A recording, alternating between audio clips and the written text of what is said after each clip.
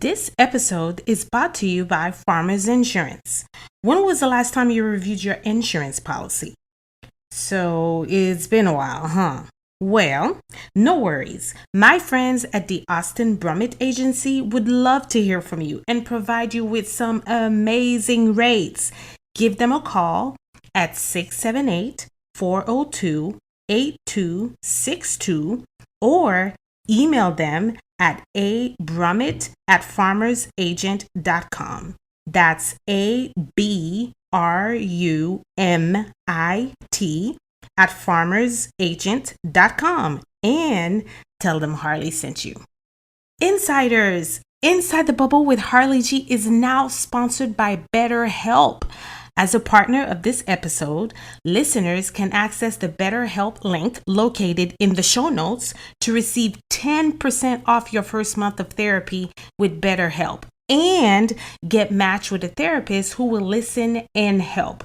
Go to BetterHelp, that is BetterHelp.com/Inside the Bubble, the link to get started.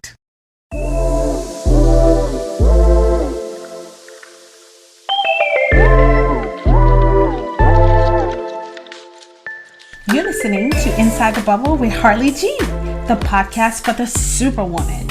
Every week, we connect with amazing individuals who share their inspirational experiences and stories while motivating and inspiring purpose.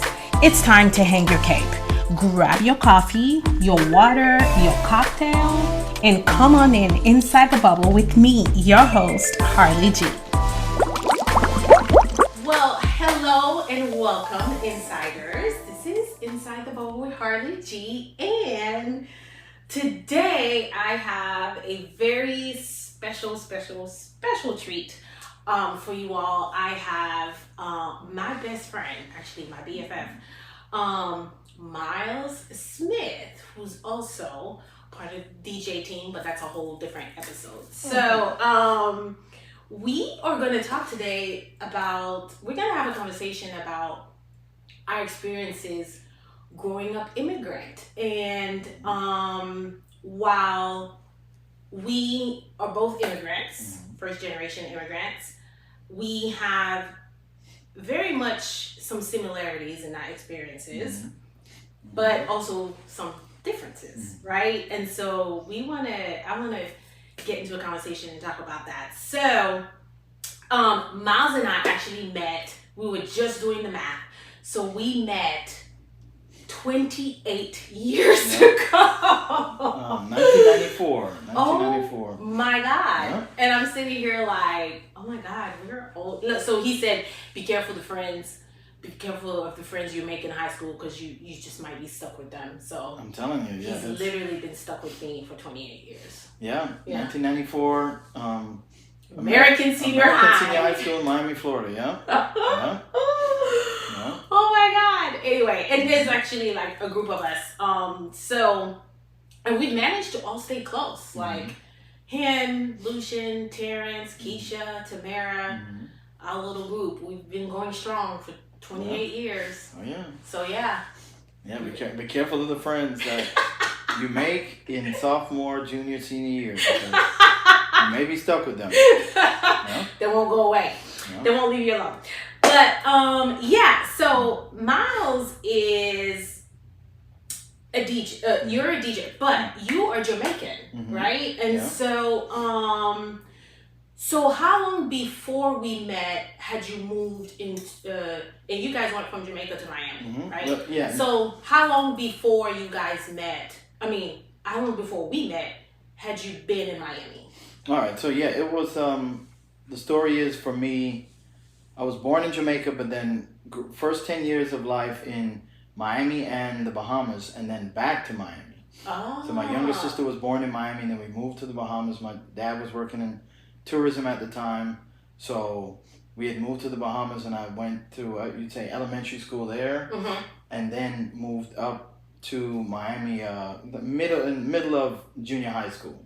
Okay. Yeah. Huh. So yeah. I did not know that. Yeah, so we were back in Miami, I would say but say from 1990 to 94. So so 4 years before. Okay. That. So we were about 4 years. And so you did middle school. Did you do half of middle school? Yeah. Okay. Like 1 year you could say of middle school there, and then kind of right in between, a year and a half of middle school there, year and a half of middle school in Miami. Yeah. Okay. Then high school. Yeah. So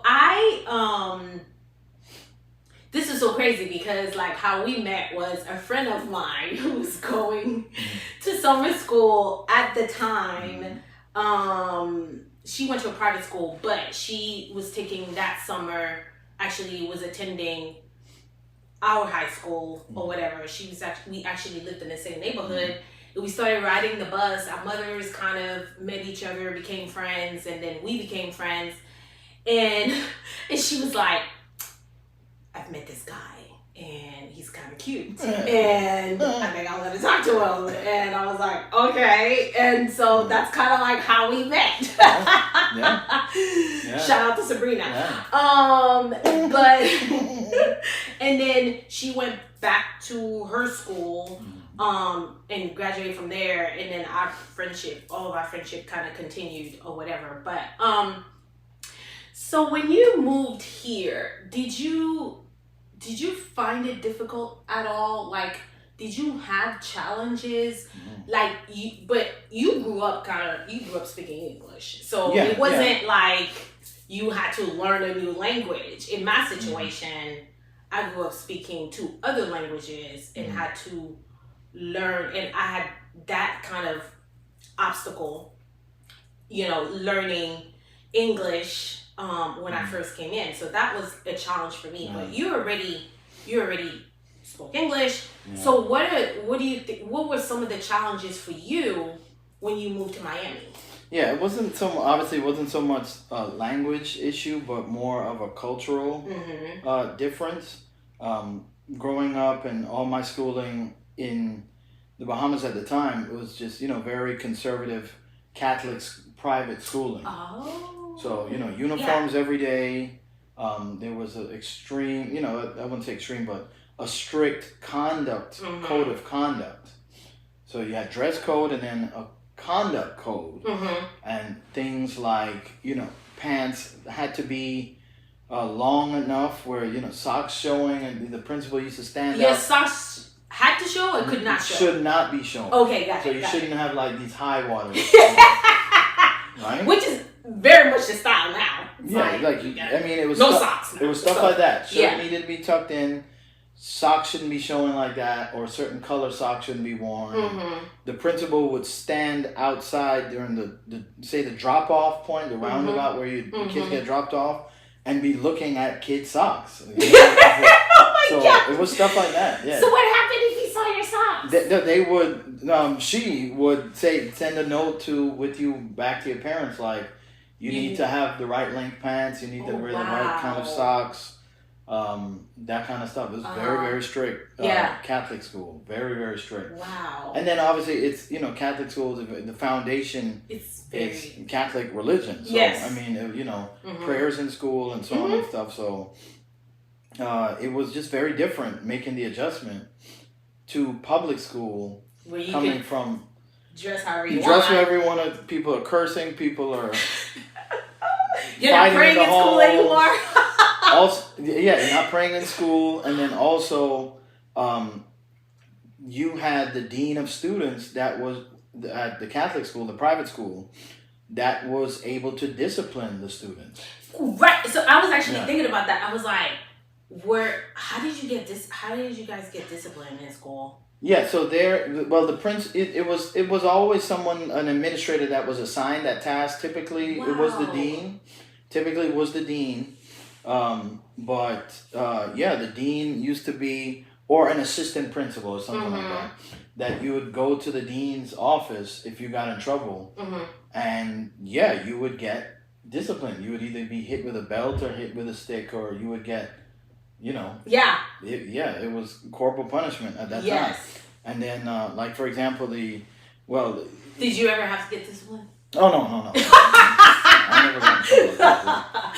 You had to do something like, be in a fight, be caught skipping class, be caught disrespecting a teacher in the class, some outrageous behavior like that. Okay. You know what I mean? Yeah. So, yeah, it was a different time. Stuff that definitely cannot be done in the United States today.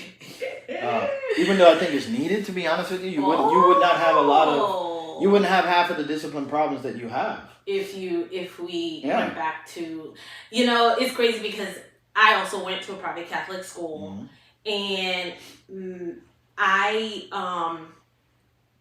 don't think they ever did it. Like, I don't think they ever had corporate punishment, whatever you want to call it. But my parents used to threaten me that they did. Like, so just the fear of thinking, because my parents would be like, okay, you act out, I've given the teacher permission to hit you. And I was like, oh my God. And not thinking about it, there's no way. So there were nuns teaching us. So there's no way these nuns were going to put our hands on us, right? But just the simple fact that my parents were like, I've given them the green light, they know, and if you get out of line, they're going to hit you. Yeah, exactly. And I was just like, that enough, just knowing that, I was like, yeah, I'm good. Yeah, there was a story. So yes, and it's all coming back. Yeah, there was a story. So for example, like in the elementary school, the primary school as they call it, which is considered elementary here, whoever was assigned the dean is the person was the disciplinarian. That was the roughest, toughest, like you were scared of this person. So the dean was like the third grade teacher. You know what I mean? But that was just the person that was assigned as a dean. That's the person that gave out the punishments. And so I remember distinctly there was one time, my parents were coming late to pick me up, and we were playing kind of like a dodgeball game, which was forbidden on the school campus. You couldn't play that kind of game. Okay. Right? And they were out there playing. Another student told, hey, they're down here playing this dodgeball game. We were told to stop, didn't stop, and then got called up to the dean's class. And it was one of those times where I guess the dean, they were hosting parent teachers kind of meet and greet after school. Parents would come in, meet the teachers, talk about the kids' progress and stuff. So it was after school. And I remember I was called to the dean's office, the dean's classroom, excuse me, and told to wait in the hallway while she finishes inside the class with these teachers. And then I remember going up to the class and said, okay, wait on the side. And I remember kissing my teeth and then turning around. I'm not trying to wait out here. So, of course, kissing teeth in that culture is a big sign of disrespect. It's an extreme sign of disrespect. Absolutely. Right? Absolutely. So she stopped what she was doing. She heard what? And turned around and spanked me there. They were able to spank you right there in front of everybody. Oh my God. And so now you're going to get a spanking and you're still going to wait, And so that's what it was. So, and then obviously, I had to stay there and wait until my parents came to pick me up. And then you go home and then you get another spanking. And then you get another because spanking. You got in trouble in school. Exactly. So that was like, automatically that was a twofer. Exactly. You know what I mean? So, and then, needless to say, it never happened again. And that's the thing. And I think that is what's needed in terms of disciplinary. Now, in that elementary school or primary school, that was a female dean. When I got to high school, because they go from primary school and then high school. And so there's no middle school. Yeah. So you just go straight to the next. We should call it secondary school. Secondary school. Yep. Primary, secondary, and that's it. You just have two. You don't have these three-tier system. And the dean there was a male dean, and so as you get older, the punishments have to get harder. So it's not just spanking on the behind. Yeah. Dudes walking around with a stick or a belt or something like that. So because when you get older, you need to feel. You can't spank a 15-year-old like that. You know what I mean? They're not feeling nothing. Yeah, and then with all due respect, it's gonna be more effective with a threatening male, big 6-foot dude. You know what I mean? Walking around looking like a wrestler with a stick in his hand. You know what I mean? That'd be enough for me to. And that's what I'm saying. That guy's physical presence alone was intimidating. Exactly. It was extreme. So I mean, you're like, you didn't want to get called in his office. You know what I mean? So, my gosh. But no, I never got in trouble with him, and at that point, then we had moved up. Pure Necessity is a lifestyle service offering career and leadership development, real estate resources, and motivational speaking to jumpstart your legacy building. While I am happy to work with anyone looking to build their legacy, I have a heart and passion for young professionals. Why? Because I've been right where you are, trying to forge my path without clear direction, yet a burning desire to do and have more. If you are ready to position yourself for abundance, visit my website at purenecessity.life. Your legacy is essential. To Miami at that point, so yeah, I never got in any trouble in high school. Well, yeah, that was the only time. Yeah, in elementary school. Wow, yeah, that time, okay. Kissing teeth. That's all you did. You didn't even like. That's what I was like. Didn't hit anybody. Didn't slap anybody. What? Didn't call anybody out their name. Just I'm not trying to wait. That kind of thing. What? Something like that. And got disciplined for that. But that's the issue. I think that lack of discipline. There's each parent is going to feel how they want to feel. Oh, I don't want anybody touching my kids. This and the third.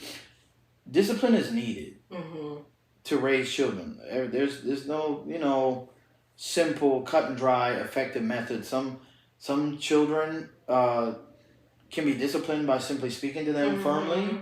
Some, they've got to feel it. You know what I mean? It varies by child. It varies by child. For me, I don't see anything wrong with it. I'm still alive. I did not die. You're like, I'm a product of it, and I came out fine. And I know a lot of people that are. The whole country full of those people. Yeah. They are still alive. They are still thriving. They are actually doing very well. You know what I mean? So that just goes to show that, the lack of discipline can have a negative effect, and it's just that simple. So. Yeah. And so that's a cultural thing, I really believe. And another thing too that I want to say is that, okay, so we have like these, like, oh my gosh, these like if you listeners, insiders, heard the conversation that we had around the table, like at Thanksgiving or when we got together, I was just like, it gets deep. It gets like so deep. And the amazing thing about our circle is that we're not afraid to challenge each other. We're not afraid to say what we want to say, whether it's political, whether it's cultural, whether it's gender, like whatever it is, like within our circle, the circle, like we do not hold back. Like we push. We put things out there, like we do. And one of the things that we have talked about numerous amount of times is the cultural difference between, I don't want to call it African American, but between blacks that have raised in the Caribbean versus blacks that have been raised here in the United States. Like we talk about that, right? And so I very much feel, and is my take, that there is a difference. There is a huge difference, I feel like. And now within our circle, we have friends, very close friends, that were born here, right? And I think in this instance, we think alike anyway. I don't know if it's because we've been around each other for so long, we have kind of like that same mentality, but for the most part, people that are not within my circle and that are born and raised here, I kind of feel like there's a cultural difference there, right? Why do you think so? Well, it's a few different things. It's for the folks raised and born here. Obviously the United States has a history of slavery, and history of a lot of issues in regards to race and differences in culture, and the civil rights acts needed, slavery, so on and so on, that have led up to black people in this country disenfranchised and a whole bunch of different things. And then you have immigrants that have come in since the 1960s or 1970s that never experienced issues with segregation. You know. Yeah, because where you're from. All things are equal in a sense. Exactly. So, you know, in Jamaica or in the Bahamas, you can go in and speak to the bank manager, and that's a black man. Or the prime minister of the country in Jamaica is a black woman. You know, so all of these things that we in this country have yet to see and think that these things are going to change the outcome of all black people in this, living and working in this country. There in these other countries, we have seen this stuff already. So we've grown up. It's nothing like, okay, so Barack Obama wins presidency. Okay, wow, this is a black man that is now the president of the United States. Things are now going to change drastically overnight for us. That happened in early 2000s. Right. In some instances, do you feel like since then we've taken some steps back? In a way, that's one person. It takes the entire country. Right. Yeah, but there's a mindset that we think is disabling people from getting to the next level. So where you have a Barack Obama and we can celebrate him being president. We grew up with that from the 80s, from the 70s, from the 60s. So we were used to seeing black males and black females in positions of power and leadership. Yeah. So that, in a sense, to us has been nothing new. Taking it for granted. I wouldn't say we take it for granted, no, but we understand what we have, and we understand that we're not limited to our race, skin tone, stuff like that. Not to say issues with colorism and all these other things don't exist in these countries. They obviously do, but you can kind of it sets a more of a level playing field, knowing that you are going to succeed in life off of your individual assets and your aspirations and your whatever individual goals you set for yourself. You don't mentally feel that you have all of these chains and hurdles that you have to cross because of race. I think that is the main difference. I think that is the primary difference. I think the disciplinary fairness in the Caribbean countries it puts us at an advantage. A lot of black people, unfortunately, I think in this country lean on the disenfranchised issues that there have been in the past and continue to relive that unnecessarily. And that is without trying to sound insensitive, because I know the history of this country, slavery and everything else in segregation years. I remember my mother telling me stories about my grandfather never liking to come up to the United States to visit because the Coconut Grove in Miami during that time was a heavily segregated area in Miami. Yeah. And so for those of you who don't know, I mean, we're not familiar with Miami, but Coconut Grove is a part of Miami that is very old. I'll say it, old white money. Yeah. That's what it is. It is old white money. And so like even the architect there is different from probably anywhere else you will go in Miami. So it's that mentality. Yeah, and it's a heavy segregated area, and then also that's where a lot of black Bahamians specifically came that would work and help build the foundation of Miami. Originally as it was being built, they were given housing there. And they bought homes there and lived there. And even to this day, as you drive to Coconut Grove, it's a clear racial and distinction as you from one street to the next. You can go in $1 million homes on this street, make a right turn, and their homes, that look like almost abandoned homes. So it was stuff like that. You know what I mean? So clear racial lines and redlining and stuff and all that going on, that he wasn't used to in his native country, what I mean? So it was just why am I going to go to this? This is supposed to be this land of freedom and this land of everything else. But this is obviously during the civil rights era in the 60s and stuff like that. So it was still a very rocky time. But, Yeah. All of this is understood and we know the history. And so I think that's why we feel like as we have that kind of advantage. You know what I mean? Where we're able to understand that that cloud of racism is not over our heads the same way. Yeah. It's more of a classed system where the folks on it's like any other thing in life, right? The top 20% own 80 or 90% of the wealth of businesses and everything. And just like but this is reflective of all societies anywhere in the world. There's no utopian, I know we like to fantasize about it, Wakanda type society where everyone is equally wealthy, it is virtually impossible. It's economically impossible. If everyone is equally wealthy, who are the lower tier workers? Yeah, I mean, that's not... This is what I'm saying. Yeah. It's just like, okay, so if we're all business owners, if everyone in the country is a business owner, everyone's a millionaire, who's on the ground doing the work? Who's working for the company that you want?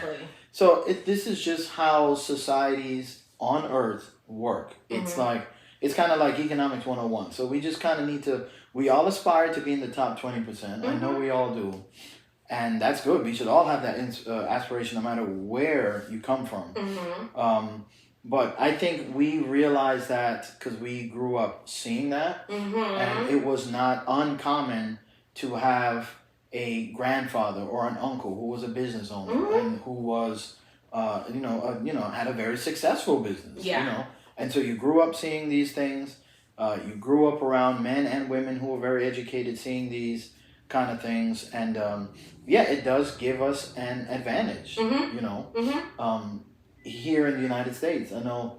Do you think that? I mean, we've talked about this. So I know where you stand, but I want the listeners to hear this. Like, we come over to the United States as immigrants, and we look at it like this is the land of opportunity. Like, there's just so much opportunity here, which is how my parents looked at it. Like, there's so much opportunity here. You could become whatever you want or whatever. And we just kind of, we seize that opportunity to be here, and we become business owners, like you said. We climb the corporate ladder, whatever it is. But I feel like being an immigrant, in some instances, we have more of a drive than some people that are born and raised here, and they're just kind of like, oh, whatever, like I feel like in a lot of instances, we have more of a drive to succeed because we're leaving whatever situation that we were in, in our country, in our own countries. Some of them are third world countries, whatever you want to call them. And we're coming to a different country where the possibilities are endless, right? Yeah. And so there's a mind frame that comes with that. And so, to put it where it is, be completely transparent, you have Mexicans that come here and they go into the construction industry and they knock it out the ballpark, right? Yeah. Like that's them. You have Asians that come here.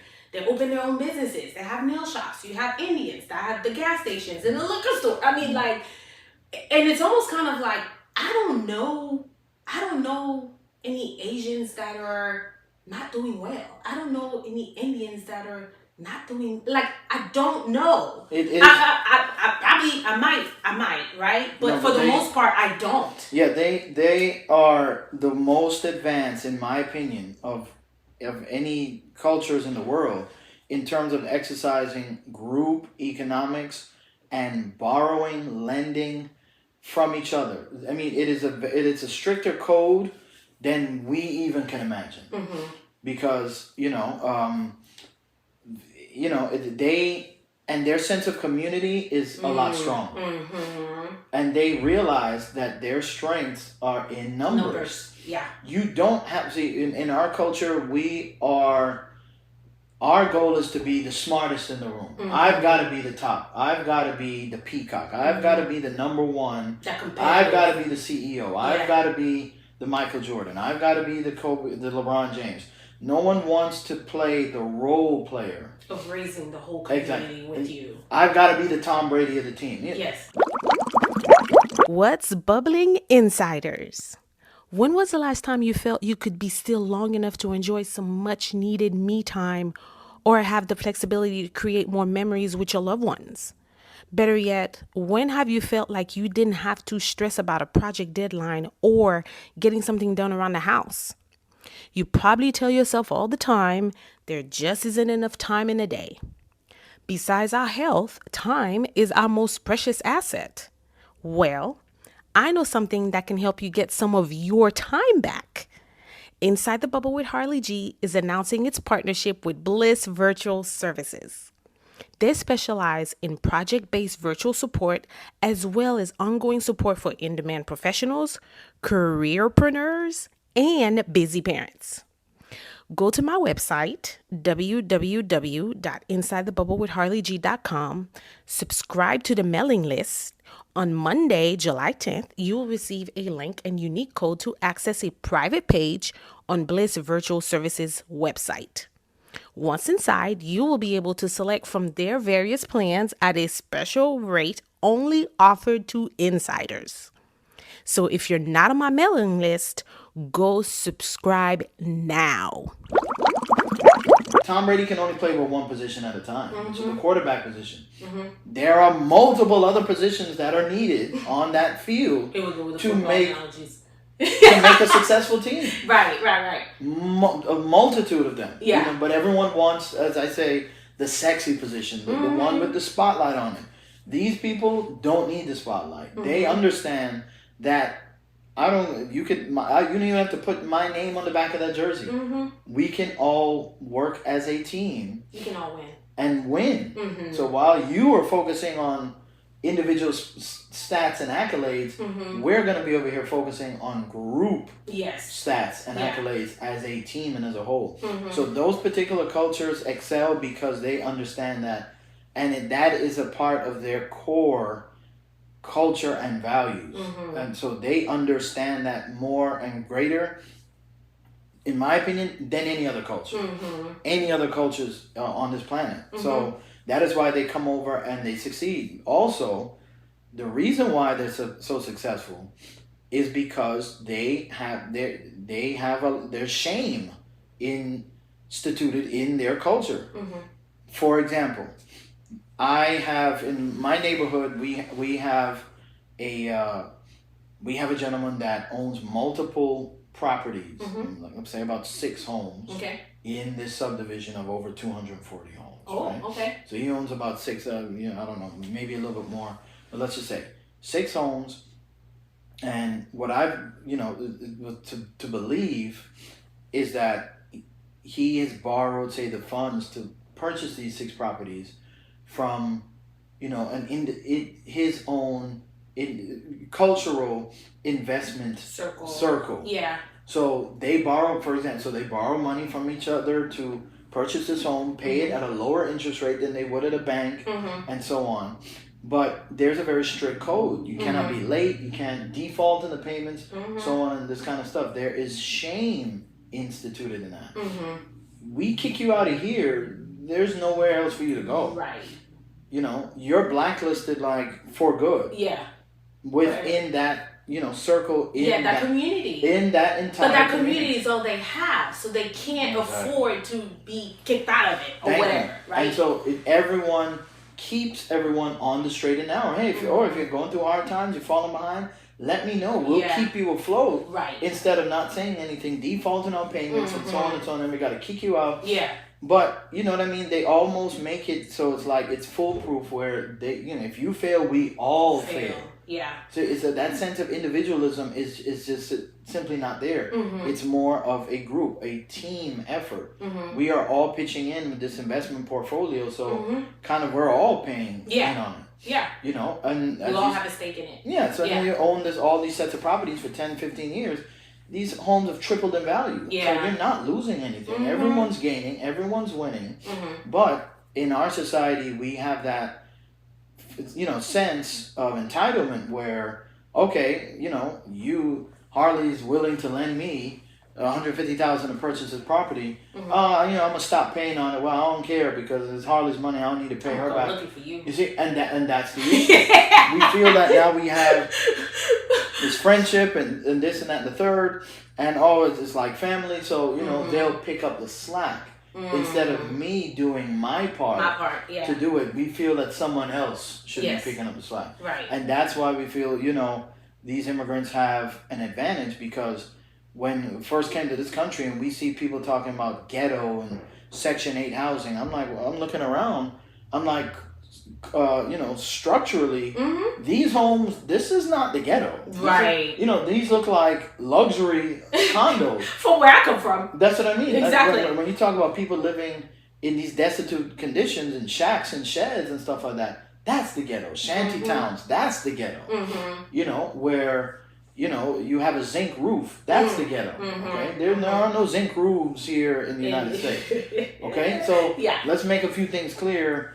That fallback, see, government assistance, and with all due respect to anybody receiving government benefits and all of this other kind of stuff, that kind of safety net is only supposed to be temporary. Right. So I'm glad you mentioned that, because I'm going to put my business out there, but so I really strongly feel like that's supposed to be as a temporary for you to get back on your feet or figure out life. You may have fallen into some, unfortunate circumstances, and now you need assistance, whatever your story or experience might be.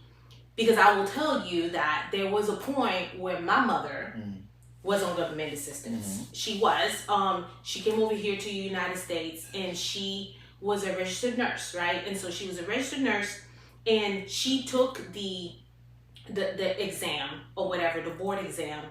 And if you scored a certain score in Canada, then you were able to actually come to the United States and work, but for a certain while, right? So the thought process behind that was that you could work for a little while you studied to take the board in the United States and pass it. So that was kind of like the grace, right? Well, my mother studied and studied and studied for it, and for, there was some language barrier there or whatever, and did not pass it in that set amount of time, which caused her to not be able to work as a nurse anymore. And she had to work at Burger King.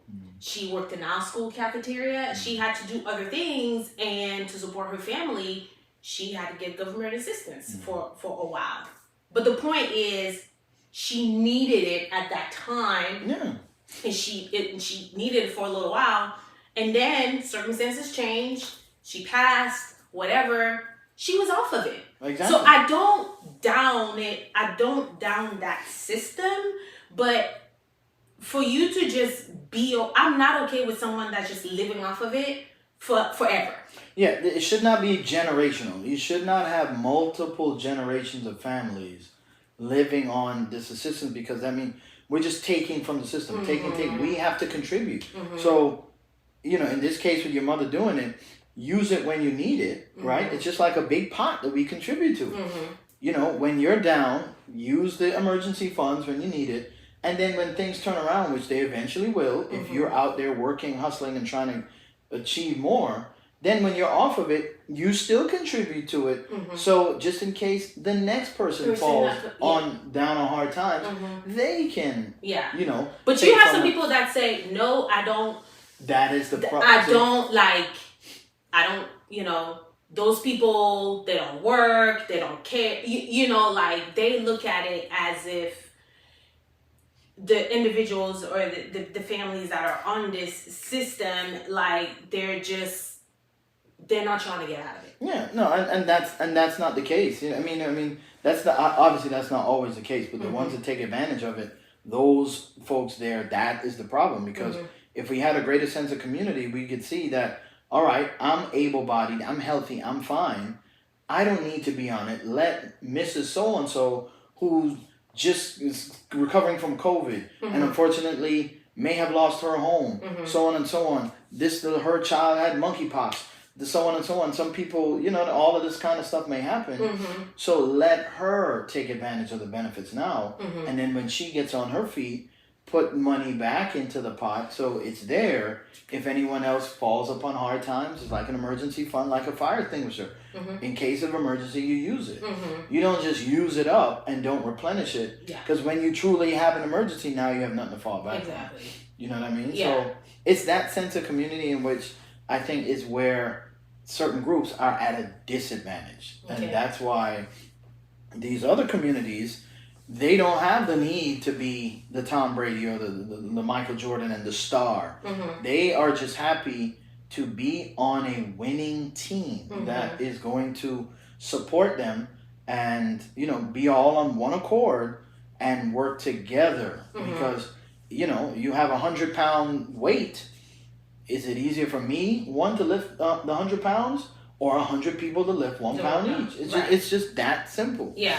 It's that simple, What are some what are some challenges that you feel you came across in your experience that you came across in high school? What are some experiences that you felt like you were going through because you were an immigrant? Well, yeah, there was a cultural disconnect. Obviously, being from Bahamas and coming from strict Catholic school, there was a certain way of behavior. Like you wouldn't be talking out loud in class. Disrupting the teacher, playing cards, playing spades in the back of the class. None of that kind of nonsense. You got kicked out of class for that. You talk in class, having side conversations while the instructor's teaching, you would get in trouble. So all of this kind of stuff, obviously, there were big issues. And when you didn't conform to the ways of, hey, come on, let's come to the back of the class and have a side conversation. No, I'm trying to sit in front of the class and learn and pass. Oh, look at this nerd up front. Look at this guy. You know what I mean? And so it was that kind of stuff. Shaming in terms of that. Oh, this guy's a nerd. He's trying to. And believe me, I'm far from any nerd. I had to sit in front of the class because I knew my grades probably weren't going to be the best, so I needed to sit to at least to attempt to get a C or a B or something like that. You know what I mean? So, it didn't make any sense. If you know you're weak in this particular area, right? It's best to try and exceed. Yes. All right, I know I'm bad at math. I probably need to sit up front. Yeah. I know I'm better in English. Maybe I could sit in the back or here. And once again, when we talk about economics, right, let the folks who are bad at English sit up front to get their questions answered. I know I'm good in English, so I could sit in the middle or maybe to the back. I'm not saying to kind of, slack off, but let them. It doesn't require as much focus, right? Exactly. And so I could.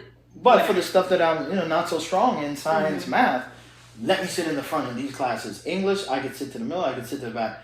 Let the folks that don't speak English, or English is not their first language, let them sit up front and get their questions asked and be right up front and be, you see what I mean? So, and that, simple as that. So, and that kind of stuff, guys, would joke and laugh and, it was more so these guys were more concerned about fashion and who got the latest sneakers on than what was being taught. You know what I mean? Whereas, where we come from, we're just happy that in Haiti, they're just happy that they have even shoes to put on, right? And they don't care that was the difference. what, they do not care about the brand. They're just happy that they're able to walk in shoes, right? And those are most likely second. Those are probably hand-me-downs. Exactly. That they have. And then coming from a system where we wore uniforms every day, I felt it was better because we did not have to. I loved it. We didn't have to waste time picking out clothes, coordinating uniforms, cleaning sneakers the night before. Oh my gosh. Does this match with that? Wasting precious time every night the night before. I could have been doing homework. I could have been sleeping. I could have been playing a Nintendo game. Whatever it is that I wanted to do, I could be doing that. instead of wasting time worrying about clothes. Yes, I was one of those girls who loved wearing a uniform. I actually really liked it. It took the guesswork out. I knew exactly what I was gonna wear the next day. I was fine with it. I loved it. Yeah. And you know what? I did not This is own weird. my first pair of jeans because my mother did not she did not like jeans. I did not own my first pair of jeans until I got to college. I did not wear jeans at all. And then so I wore uniforms Monday through Friday. Then Saturday, we had play clothes or whatever. Sunday, because that was church day, I had to dress down, but I couldn't dress all the way down because it was church day. So I had to not dress fancy as fancy as church, but I couldn't dress down either because there was disrespect for that day. That was my parents were yeah, no, you're not gonna be walking around looking all raggedy. That was, and that's a cultural thing, right? Because it's I can put on some shorts and a t-shirt. Yeah, no, you still need to look like you respect this day. Which I'm oh my gosh, and another thing too is you talk about the sense of community. Absolutely, having parents from the Caribbean, it's about that sense of community because you could be living in a house in Haiti or whatever, and at any given point you have somebody coming to you off the street asking you for food. And so when my parents cook, they don't know how to cook for 2 people. They're cooking for the whole neighborhood because they know that somebody's gonna come by and they're gonna ask for food. There's a homeless person out on the street, literally right across the street from them. And that's the mentality that they have. They cook for a community and not just for their family. They cook for the community, the neighborhood. That's what I'm saying. It's that sense of, there's a few things. There's a sense of family, and your family name. That was always important to me. Yes. And then there's that sense of community. And those things, like I said, we can dig deeper into why there's a disconnect, because when you do not have that sense of ownership, when owning your home and owning your business and owning property, owning land, that sense of community is lessened because you are not invested in it. I don't own this. It's just the same kind of thing. How many people hand wash and detail rental cars? How many people hand wash and detail their own cars? Why am I hand washing and detailing a rental car? I don't know that. Why am I taking pride and community and this sense of ownership into this home or this apartment or this, that I'm renting? I don't own this. I have no equity stake in this. I don't care about this. So all of these things matter in the end, because when you own this house, when you own this business, when your cousin owns the house next door, when your uncle owns the house next to that, when the pastor at your church that you visit every Sunday owns that other house next to that, when the bank manager at the bank in which all your money is in owns a house after that, that is a sense of community. You know all of these people, you interact with all these people. These people have a meaningful purpose in the community.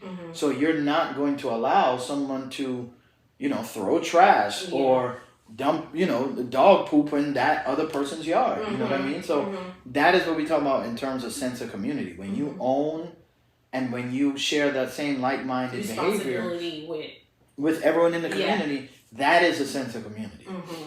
And so that is, again, what we grew up with coming to the United States, where we saw the difference in where is the sense of community? We knew all our neighbors, you know what I mean? It's just multiple generations. That house over there was owned by that family for the past 100 years. Their father lived there, grandfather, great-grandfather, and you passed the house down. You didn't, get a new job and then move and sell and move and sell. Okay, I got a $5,000 a year raise at this job. Oh, gotta pack up, gotta move, because now I can afford, an extra $10 a month on my mortgage. So I gotta get something that costs $10 a month more. It didn't make any financial sense, and it was just that sense of community. We built a community. We understand the value of community, and there's true value in all of that. We didn't. There's so many different things, and there's so many different things that we saw growing up that changed our outlooks on life. And like I say, unfortunately, Black Americans in this country may not have had access to that. May not have had societies in where towns and cities in which everyone owned a home and everyone owned a business and everyone owned something. And the community made the decisions that impacted that community. Exactly. Right? So it was like, not only was the pastor, but he was also the governor. And then he was also the business owner who owned the general store around the corner. Yeah. So now you have this, he is responsible for not only the congregation, but he's responsible for the town, and then he's also responsible for his business. Yeah. So it's like, and that was the way the whole community was. So it's like, if we needed to make decisions on the school and how we're gonna get supplies for this, it was the whole community that came together and made that decision. Yeah, it's not about all this individual. Again, it's the need to be the star, need to have the spotlight on them. This hyper individualism stuff. And that's the downfall. That's the difference. You know what I mean? So when you no society is perfect. For example, I live in Gwinnett County here, which is the highest population of Korean Americans in the state of Georgia. And they have pockets of subdivisions and homes where you go in and 90% of the homes in these subdivisions are owned by Korean American families. And they have that sense of community. The stores in the area, the supermarkets, whatever the places of business in the area are owned by these people. All these people. This one may own the gas station. This one may own another restaurant. This one may own, a boutique or something. Who knows? Whatever the different businesses are. But they support those businesses, if anything, first. They go to that gas station first. They go to that sandwich shop first. So how do you feel about someone who would say, well, that's called segregation? No, well, all of the United States is built upon that. It's not segregation in that sense where you're forced to, but the United States historically is built that way. All of the Ellis Island in New York, all of the original, immigrants that came over, at the Statue of Liberty and everything else, Ellis Island and all of this other stuff coming in. The Italian Americans, the Irish Americans, all of these people, Germans, Polish, all of them had their different, I can't say segregated, but segmented pockets in New York City in which they owned businesses, operated, built homes, built a sense of community. That just is what it is. Yeah. You know what I mean? And that gave those folks a sense of pride in terms of ownership and building. And also, it made the United States what it was. The Italian Americans bringing over, all of the Italian food. Can you imagine the United States now without Italian food? Pizza and home delivery, all that stuff? I mean, come on. Now that's a part of American culture now. Exactly. You know what I mean? Yeah. So introducing all of these different things to mainstream culture. You know what I mean? And as we accept it, and that's the beauty of the United States, is all of that stuff. It's a kind melting of pot. A big melting pot of different cultures. Yeah. But we should also strive to take the positive from these people that have come over to this country in search of, financial stability and a better life for their children. Take the good out of it and use it. Like, exactly. I'm a big advocate for taking out what I need to take, taking what's working, the positive, and then how can you go wrong that way, right? And that's what I'm saying. Taking the positive from anybody's, even if it's a different culture from yours, say like the we would say the Korean Americans and all of these other folks here that come over. Take a page out of their book in terms of how are they so successful in their, group economics and practice those same things. How are they so successful in, community real estate purchases and all of these other stuff, all of these other things, take a page out of their book and we practice it as well too. Yeah. Because there are going to be strengths and weaknesses in all of these different communities. Right. And so what's wrong with taking their strengths and, making it work for you? Exactly. You may have some Korean Americans who are like, man, I wish I could play basketball like LeBron James or Michael Jordan. Mm-hmm. That's not their strengths. Right. You know what I mean? And that's okay. Yeah. These athletes are naturally gifted. Yeah, it's a lot of hard work, dedication that these guys put in to, perfect their game. But just to kind of get in on the entry level, some of these guys are just so naturally gifted. I mean, come on, it just is what it is. But those are their strengths. These are our strengths. Right. So we know what we're good at. Like going back to the school conversation, right? If I know I'm good at this, I can kind of take a back seat and let another person who's not as strong try and get in the game and so on. And to make a better community overall. You know what I mean? Yeah. So just acknowledging your strengths and weaknesses and trying to improve on the stuff that obviously needs improvement. Okay. Yeah. So, wow. We're going to wrap this up. But before we do, tell me, what is one of the biggest lessons you have learned being an immigrant coming into the United States? It's a land of opportunity, It's a land of opportunity, and anyone, I firmly believe, anyone can succeed and do well and build if you wanted exactly build their own path for themselves. Like American success story, it can happen to anybody. You are not limited by the color of your skin. You're not limited to your religion, sex, gender, sexual preference, whatever the case may be. You're not limited to that in this country. There's so many doors open, and there is a place for everybody. More so in this country than other countries, where some of these things are not acceptable. You know what I mean, or not widely accepted. You can come in and make a path, blaze your own trail for yourself. Become an entrepreneur, business owner, whatever it is that you want to do, you can do it because the United States gives you that opportunity. If you play by their rules and play by the community's guidelines and everything, just color within the lines and you'll be fine. Okay. It is truly land of opportunity, and it's possible. Yeah. So we're all living testament of that. We are. Our group is. Yeah. Well, thank you, Miles. We ran out of time quickly. We did. Time flew by. We can keep talking all day. Yeah, we can be here all night. And we can get in way much deeper as well. But, thank you for coming and sharing your story, your experience, and really speaking to that sense of community. That is one thing that I'm a big advocate of. I'm a big proponent of. And I appreciate you putting your story out there and probably inspiring somebody else who's going through that same thing too.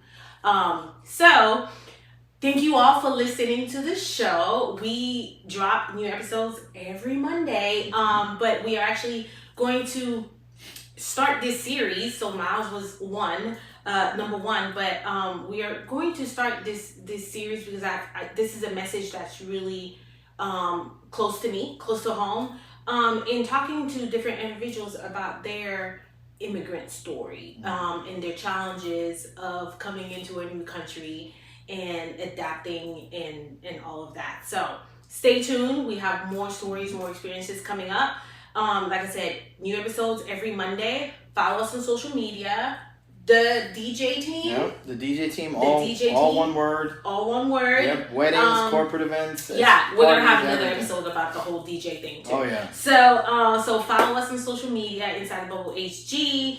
Follow, like, and share. And also, do not forget to subscribe. So, thank you, Miles, for coming on the show today. And we're going to talk to you soon again, right? Because we have some more conversations to have. So, thank you, listeners. Thank you, insiders. And we will see you again next time. All right. Thank you. All right. Thank you again. You're welcome. See you next time. Peace out.